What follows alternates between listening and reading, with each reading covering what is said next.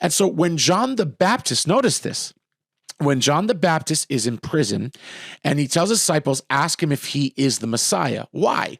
Because here I am trapped in prison. You're the Messiah. You're supposed to bring vengeance. You're supposed to bring recompense for your people. You're supposed to get the enemy. You're supposed to do all this stuff. Why aren't you doing it?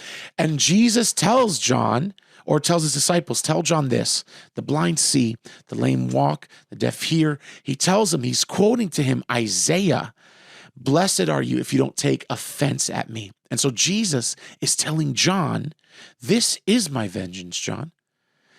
My vengeance is that the blind see, the lame walk, the mute speak. Don't be offended that that is my vengeance. John was expecting cruel wrath, but Jesus brought healing. God breaks our deceitful visions of him in Christ Jesus. God's vengeance is to heal, right? I just saw on Twitter people commenting about the Pope's comments for war. And I think it was someone from the Daily Wire said that's that girly talk. Well, guess what?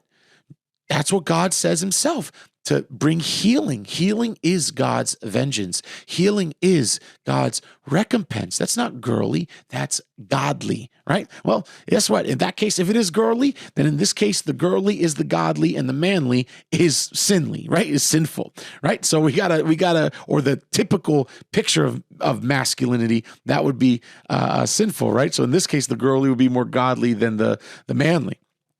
But notice God breaks that down. And people get offended that Jesus is caring, that Jesus' vengeance is healing. But he said, you're blessed if you don't get offended by that being my vengeance.